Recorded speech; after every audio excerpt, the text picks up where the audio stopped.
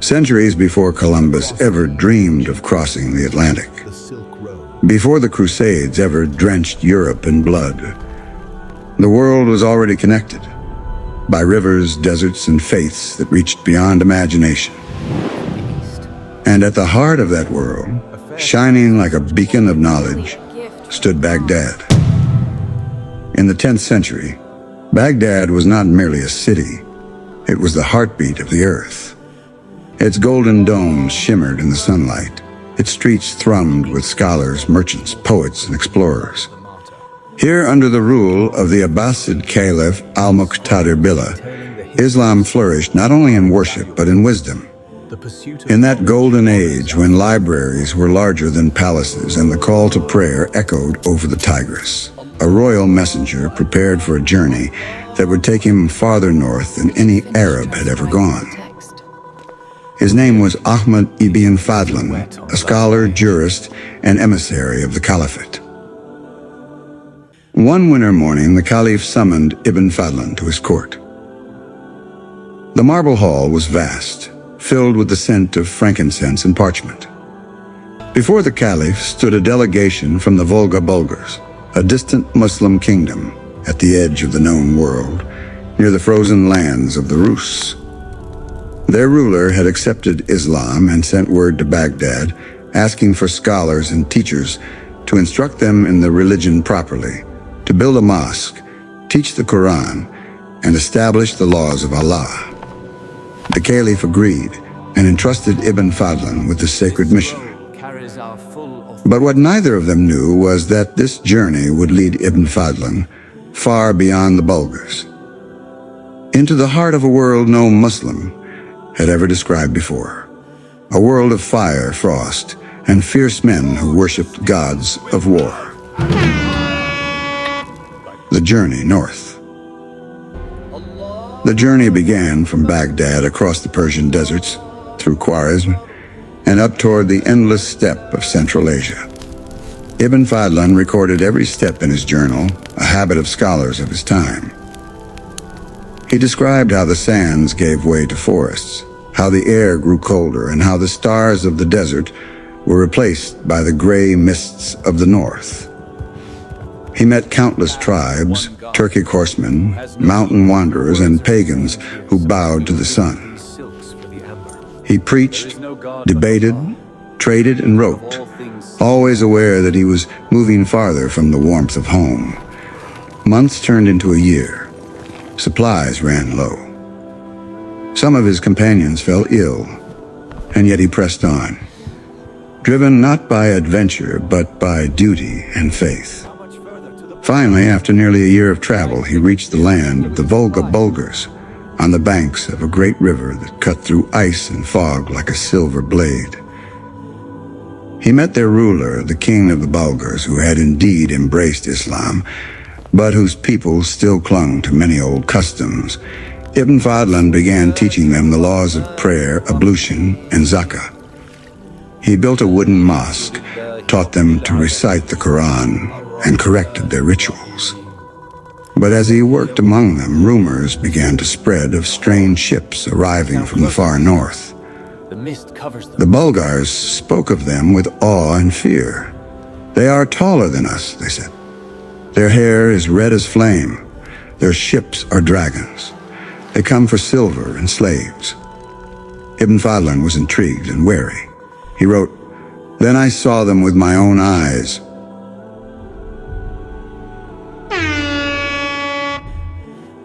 It was early morning when the mist rolled in from the river. The Bulgars gathered along the shore, silent and tense. Then, from the white fog came the sound of creaking wood and oars slicing the water. And slowly, like creatures of legend, the Viking ships appeared. Their prows were carved with dragons and serpents, their sails dark from years of use, their crews singing guttural songs that echoed across the water. The ships glided to the banks, and the men who stepped ashore seemed almost unreal. They were giants compared to the slender Bulgars and Arabs, tall, broad-shouldered, with skin like ivory and hair the color of fire. Some wore silver arm rings, others had tattoos that crawled up their arms like vines. Their weapons gleamed even in the fog. Ibn Fadlan watched them in silence, writing in his journal. I have never seen more perfect bodies than theirs. But his admiration soon turned to disgust. He observed their customs, how they never washed after relieving themselves, how men and women shared a basin of water for washing faces each morning, spitting and blowing their noses into it. He saw them drink heavily, fight fiercely, and trade ruthlessly. They prayed not to one god, but to wooden idols, tall figures carved in the shapes of men and beasts. They placed bread, meat, and milk before them, asking for luck and safe voyages. To Ibn Fadlan, these men were strong in body but lost in soul. He wrote, "They are like donkeys wandering in filth, yet their bravery is unmatched." At night, the Vikings gathered around fires, singing songs of the sea and of death. Their leader, a tall man with braids in his beard, spoke in a booming voice about glory and gold. Ibn Fadlan, the scholar from Baghdad, sat among them, a lone believer surrounded by men who feared nothing but their gods and their destiny. In that moment, he understood the vastness of Allah's creation, how far the truth must travel to reach every heart. Part 4. The Funeral of Fire. The sun had barely risen when a strange silence fell upon the Viking camp. The laughter, the shouting, the sound of hammers on shields, all of it ceased. Only the river whispered now, moving slow and cold under a gray sky. A messenger approached Ibn Fadlan and said through a translator, "Our chief has died. Today we send him to the next world." Ibn Fadlan followed the crowd down to the riverbank. There, laid upon a bed of furs and weapons, rested the body of a great Viking warrior. His face was calm, his beard braided, his sword placed upon his chest. Beside him stood a slave girl, young, trembling, yet smiling faintly. She had volunteered to join her master in death. To the Vikings, this was an honor. To Ibn Fadlan, it was horror. They began by building a great wooden ship upon the sand, its hull blackened with pitch. Around it they placed fruits, bread, and bowls of ale. They let in animals, horses, dogs, and a rooster, and sacrificed them, their blood soaking the ground. The smell of iron, sweat, and death filled the air. Then came the girl. Two women, called the Angels of Death, prepared her, washing her body, adorning her with jewelry, and giving her cups of drink to dull her fear. She entered the tent aboard the ship where the dead chieftain lay. Outside, the Vikings beat their shields, shouting to drown her cries. And when all was ready, they lit the fire. Ibn Fadlan wrote in his trembling script, "Then the men came with fire, each holding a piece of wood, and they set the ship aflame." The girl's cries rose to the sky, and I heard them until her voice was no more. Flames devoured the ship. Sparks danced upward like souls fleeing the earth. The river glowed red in the reflection of the pyre. The Vikings wept and roared, calling out the dead man's name until only smoke and ashes remained. Ibn Fadlan turned away, shaken to his core. Subhanallah. He whispered Subhanallah under his breath. "I had seen bravery and cruelty in one breath," he wrote. "They are a people of strength, but without the mercy that faith brings." That night he prayed alone. Under the vast northern sky, with the smell of smoke still heavy in the air, he bowed and placed his forehead on the frozen ground. He thought of the Caliph's court, the light of knowledge, the Adhan echoing over Baghdad, and he realized how far he was from home. But even here, surrounded by those who knew nothing of Allah, he felt his presence closer than ever. For Ibn Fadlan, that moment was not about fear, but about understanding how deeply faith defines the human heart, and how empty the world can feel without it. Faith defines the heart. Without it, the world is empty.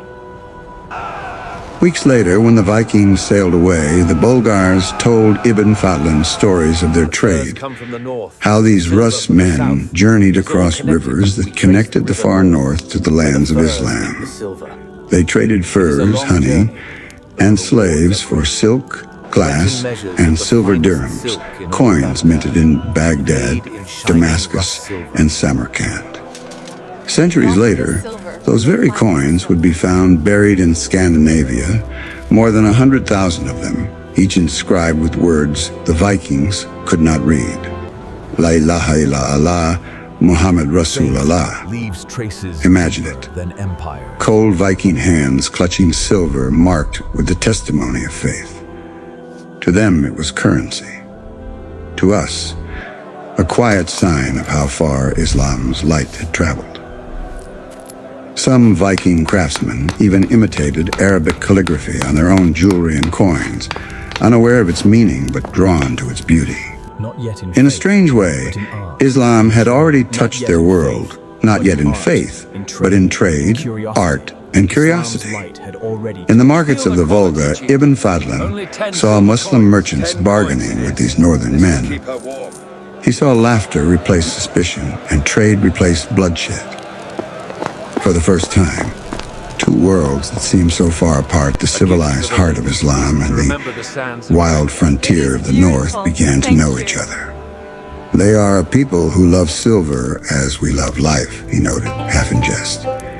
Yet beneath the humor lay something profound. The realization that wealth connects what borders divide. Fire on the western shores. While Ibn Fadlan recorded his encounter with the Vikings in the east, another story was unfolding far to the west, across the blue waters of the Atlantic and the warm coasts of Al-Andalus. The year was 844 CE, and the Muslims of Spain lived in a golden era. Córdoba gleamed with marble palaces and libraries filled with thousands of books.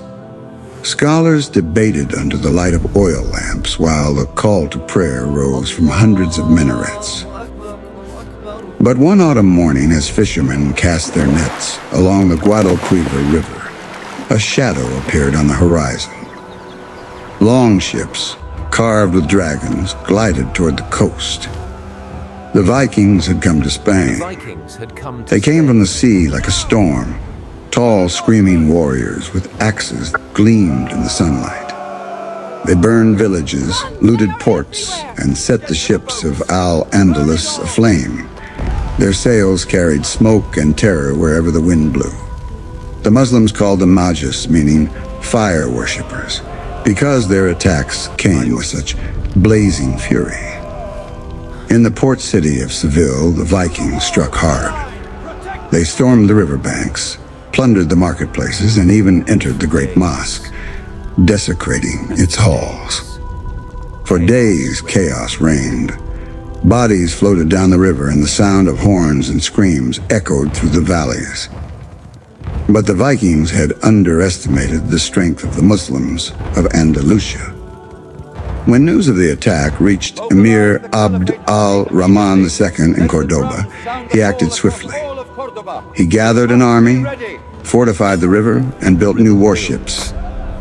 For the first time in their history, the Muslims of Spain met the Vikings not as victims, but as equals on the water.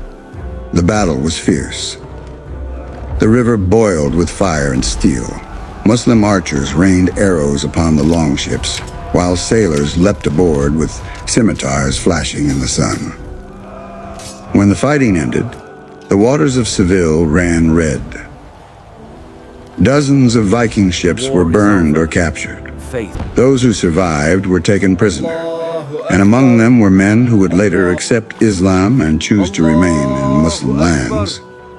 One chronicler wrote, "They entered as devils and departed as men." The defeat humbled the Norsemen. In the years that followed, the Vikings still sailed, but now they came not only as raiders, but as traders. They brought furs, amber, and slaves to sell in the markets of Lisbon, Seville, and Tangier, where Muslim merchants bargained with calm precision. Some of the Norsemen settled among the Muslims, married local women, and learned to live by the law of the land. A few even found faith. Though the sagas of the north never mention them by name, Arabic records speak of Viking converts who prayed side by side with Andalusi Muslims. Farther east, the relationship grew even more complex. Along the Volga and Caspian Sea, Viking traders, known to the Muslims as Rus, became familiar figures in the markets of Bukhara, Samarkand, and even Baghdad's northern frontiers. They ferried goods across rivers and carried news between worlds that seldom met. In time, their descendants, the Rus princes, would build cities that later formed the roots of Russia itself. And though their beliefs would change and their empires would fade, the faint echo of that early contact with Islam would remain, engraved in coins, carved in trade routes, whispered in legends. As the years passed, the raids ceased and the swords quieted.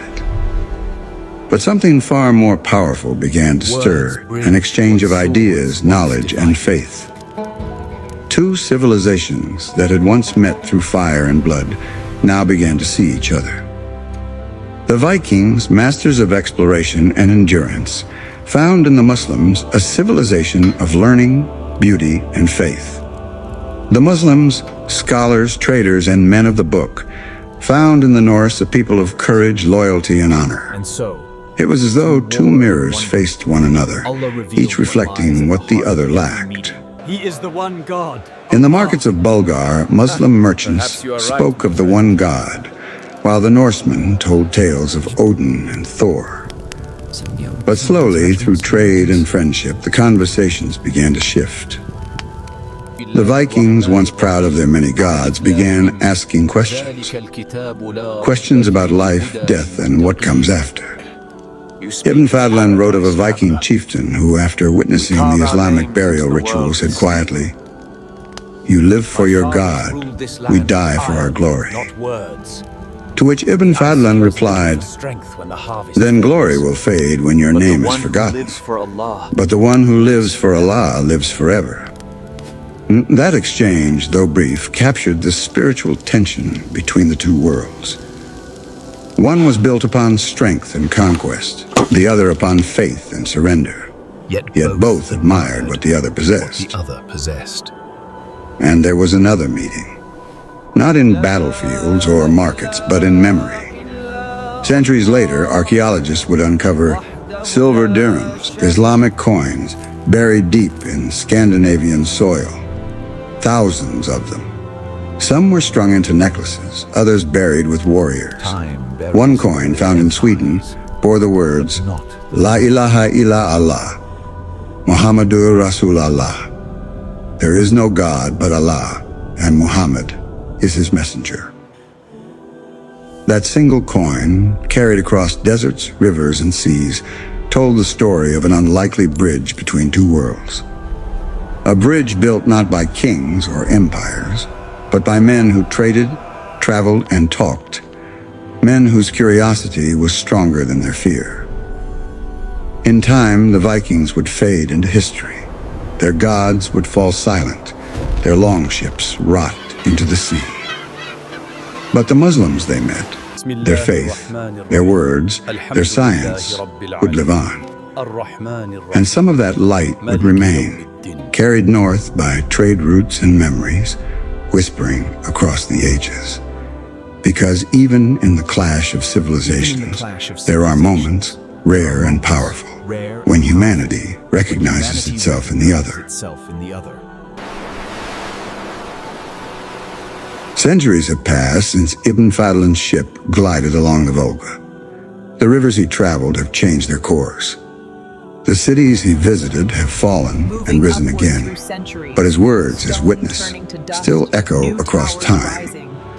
And now, in our age of satellites and DNA mapping, we are uncovering proof that their meeting was far more profound than we once imagined. In the windswept lands of Sweden, archaeologists unearthed a burial cloth from a Viking grave. Woven into it, almost hidden, were Arabic Kufic inscriptions. The words read, Allah and Ali. At first, scholars dismissed it as coincidence. But further studies revealed this was no accident.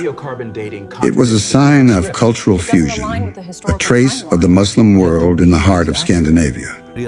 And this wasn't an isolated discovery. From the fjords of Norway to the steppes of Russia, Muslim silver coins, dirhams, kept appearing. They were found buried in hoards, scattered across the Viking trade routes as far north as the Arctic Circle. These weren't spoils of war. They were currency, proof of trade, proof of connection. Each coin a silent ambassador whispering, "Once upon a time, the people of the North traded with the people of Islam." But even beyond trade and artifacts, something deeper may have lingered: ideas. Historians believe the Vikings, who once had no written language, may have learned the value of writing, mathematics, and astronomy from their Muslim counterparts. The Norse later developed runes, navigation systems, and maritime techniques that mirrored in principle the advanced methods already known in the Muslim world. It's as though knowledge flowed northward from the libraries of Baghdad to the harbors of the Baltic. And perhaps, even without realizing it, the Vikings carried a small part of that light with them. They carried a small part. When we trace their roots today, Baghdad, Bukhara, Volga, Kiev, the Baltic, the North Sea, we realize something profound.